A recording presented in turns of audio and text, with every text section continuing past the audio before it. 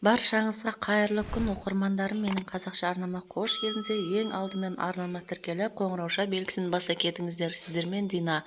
Бүгін өріктің пайдасы туралы айтатын боламын. Өрік осы мезгілде пісетін уақыты.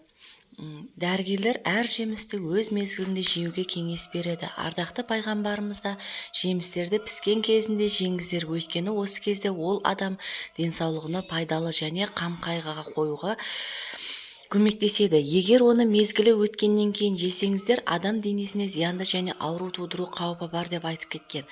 Қазір пісіп жатқан жемістердің бірі өрік. Өрік құрамында бірнеше дәрумендер мен минералдардың тобы бар. Өрік мидың дұрыс жұмыс істеуін қамтамасыз етеді. Бауырдың зақымдануын болдырмайды.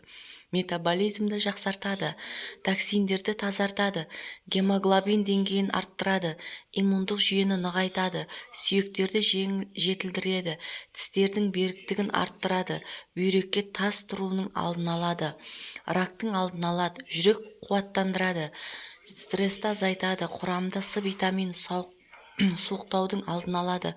Құрамында қант көп болатындықтан қант диабетімен ауыратын адамдарға бұл жемісті тұтынуға болмайды.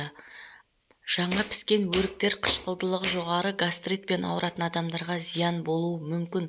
Сонымен қатар бауыр, панкреатит, асқазан жарасы және ұлтабар аурулары кезінде өрікті тұтынуды біраз азайтқаны дұрыс.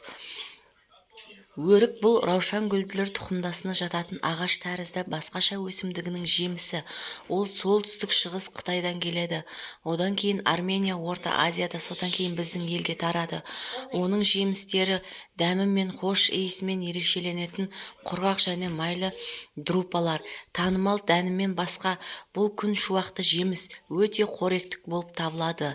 Ал өріктің пайдасы мен зияны тақырыбы бөлек. Жүрек қан тамырлары жүйесін күшейтеді. Калий, магний және темір өріктің барлық компоненттері оларға қан тамырларын тонусын жоғарылатуға, ауыр анемия кезінде дененің күйін жақсартуға және қандағы гемоглобин деңгейін жоғарылатуға мүмкіндік береді. Өрік әсіресе жоғары қан қысымы, аритмия, стенокардия және де флавоноидтар үшін пайдалы. Ол варикоз тамырларын арылуға көмектеседі, қан тамырларын күшейтеді. Өріктің оң әсері жеміс-жидекке бай талшықтан болады. Бұл ішекте холестериннің сіңуін азайтуға мүмкіндік береді. Жерге тамақпен түседі. Сонымен қатар оның артық мөлшерін денеден шығарады. Жемісті үнемі тұтыну атеросклероздың алдын алуға көмектеседі. Калий диуретикалық, әсіресе бұл өрік жемістерін жүрек ақауы бар адамдарға ғана емес, бүйрек пен қуық аурулары бар адамдарға да қолданылуға мүмкіндік береді. Миды белсендіреді. Күн жемісінде бар магний мен фосфор мидың жұмысын қалыпқа келтіреді. Есте сақтау қабілетін жақсартады. Жүйке импульстарының өткізілуін ынталандырады.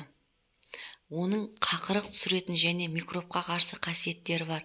Өріктің суық тию және кезінде бронхитпен, ларингитпен және бронх демікпесімен, қақырықты шығарумен және құрғақ жөтелмен қақырықты жоғарылатқанда қолданылу ұсынылады.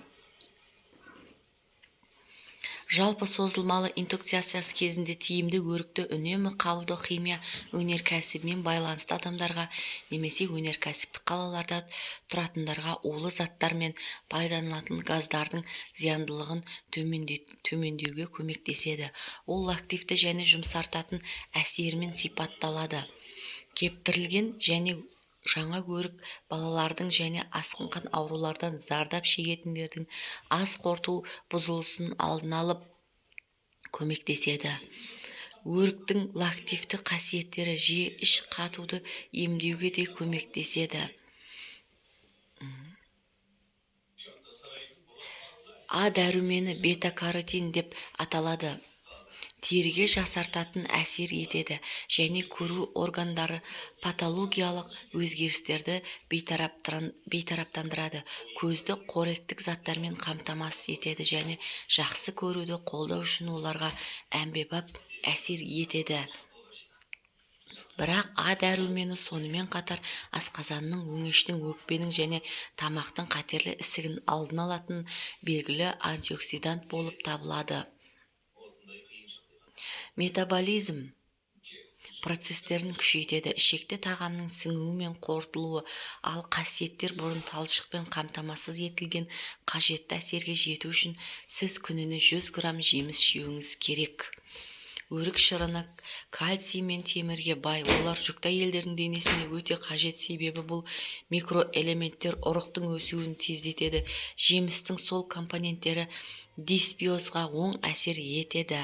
Достар, егер мен видеом ұнаса, өз пікірлеріңізді қалдырыңыздар. Мен сіздермен қоштаспаймын. Келесі видеода кездескенше алда уақытта сапалы видеомен бөлісіп отыратын боламын. Пайдалы кеңес арнасынан Дина.